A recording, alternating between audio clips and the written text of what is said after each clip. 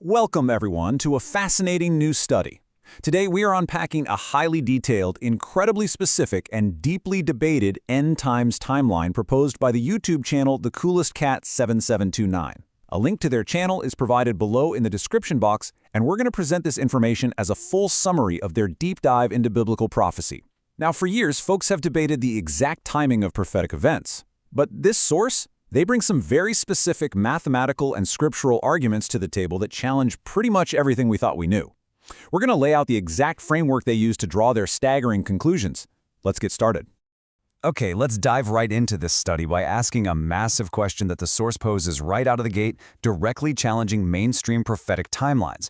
For decades, the widely accepted view among many prophecy watchers and scholars has been a strict, unbending 7-year period of tribulation, right? It's a concept so deeply entrenched in modern eschatology that it's rarely ever questioned.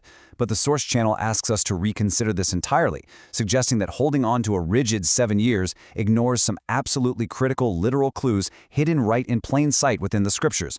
They argue that accepting the standard model means you're missing the actual mathematical countdown completely. Before we get into all the timeline math, there's a brief message that needs to be shared from the source. Prayers for the Watchmen channels are very much appreciated. And also, since we are still here, TGC invites the Rapture Brethren to select the membership button on this channel, The Gospels Compared.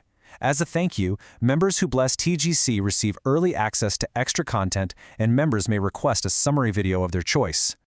Section 1. Foundational Biblical Timeline Dates. To really understand this unique timeline, we first need to establish the foundational dates that this entire study is built on. So looking at these dates, the source firmly roots the crucifixion in AD 30, pushing back strongly against scholars who try to move it to AD 33. Why is this so crucial? Well, because if the starting block is wrong, the entire prophetic calculation gets thrown completely off. The source backs up their historical anchoring by pointing to a specific astronomical event, a triple conjunction involving Jupiter and Venus, to date Christ's birth precisely to 5 BC. But perhaps the most unique distinction in their whole framework is the rigid separation between the years 1948 and 1949. The source notes that while Israel returned to the land in 1948, the prophetic fig tree generation didn't actually begin until 1949. Let's break down the logic behind that specific date. According to the source, 1948 was simply the year of return, fulfilling the prophecy to take back the land.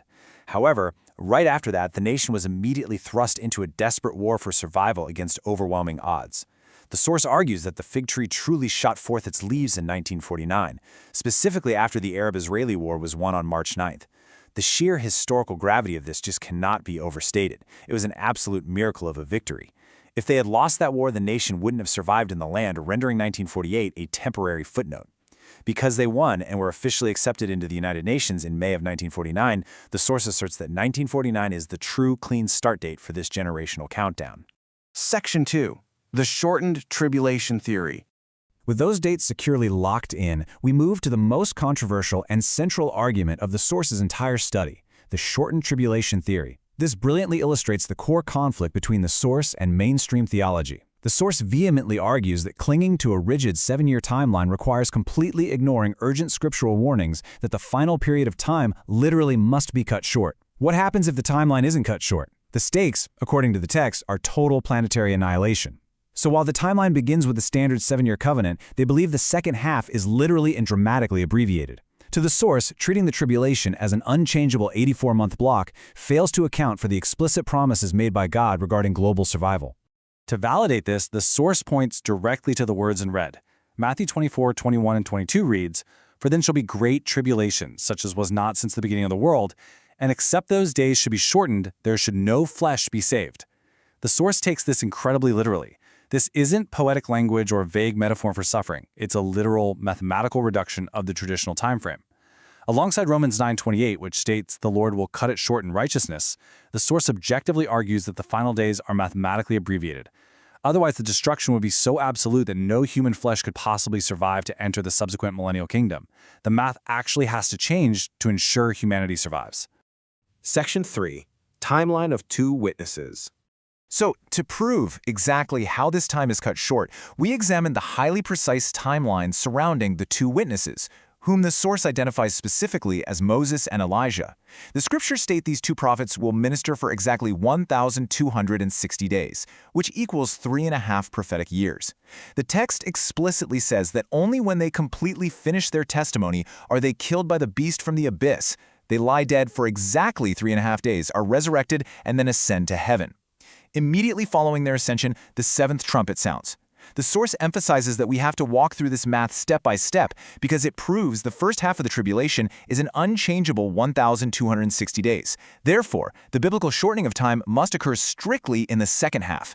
And that brings us to a crucial point in the study: how the source strictly defines the phrase, the day of the Lord. They argue it's fundamentally misunderstood by mainstream watchers who just use it as a generic title for an entire 7-year period. Instead, the source asserts it is specifically triggered by the sounding of the seventh trumpet in Revelation 11. It's a distinct, undeniable event marking the exact moment the kingdoms of this world officially become the kingdoms of the Lord. This signals a massive, immediate shift in divine judgment. It's not some drawn-out 7-year process, but a sudden and final transfer of global authority. Section 4. The seventh trumpet judgment. Breaking down this sequence, the source outlines the catastrophic events that occur the moment this final trumpet sounds. The kingdoms of the world are instantly reclaimed. A massive, sudden earthquake strikes Jerusalem, leaving 7,000 dead. Meanwhile, a remnant of believers is divinely protected, fleeing to a reserved place referred to in Scripture as Azal, a location the source identifies as a designated safe haven during this ultimate outpouring of wrath. The source heavily emphasizes the suddenness of these events.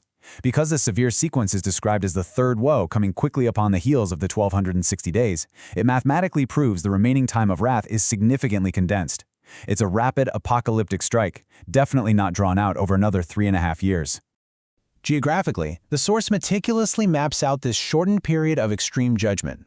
It all begins when the Lord's armies touch down to save the remnant. The judgment then stretches along a literal 180-mile blood path.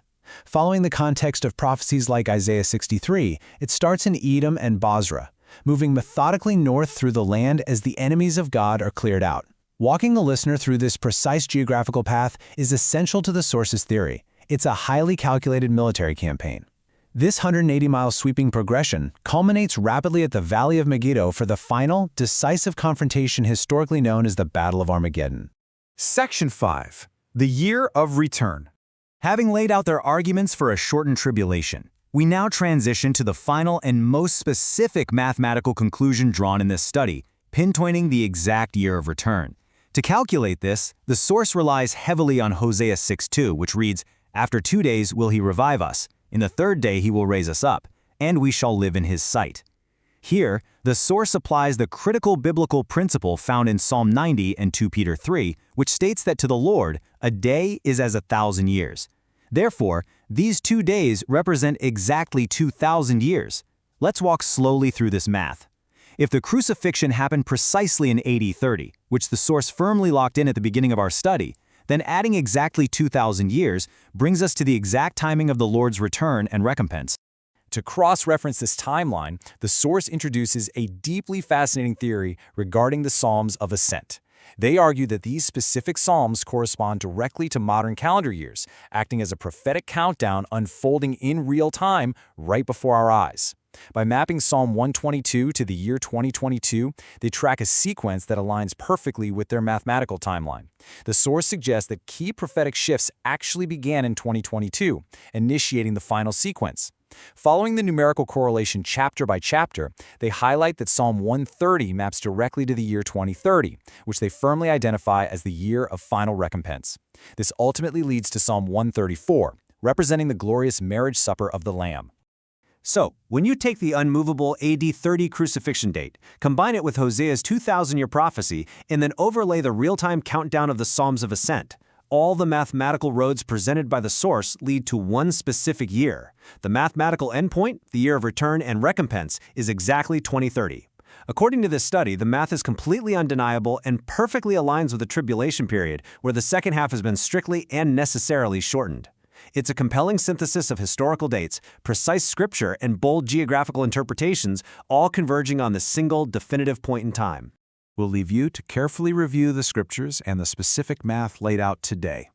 The source presents an intense argument that challenges traditional eschatology by demanding a literal reading of time being cut short. So we'll end our study with a provocative question. If this shortened tribulation timeline anchored by these specific historical dates is entirely accurate, how does that change the way you prepare for the days ahead? If the timeline is truly shorter than we thought, time is absolutely of the essence. Thank you for joining us for this full summary study. Keep watching and keep exploring.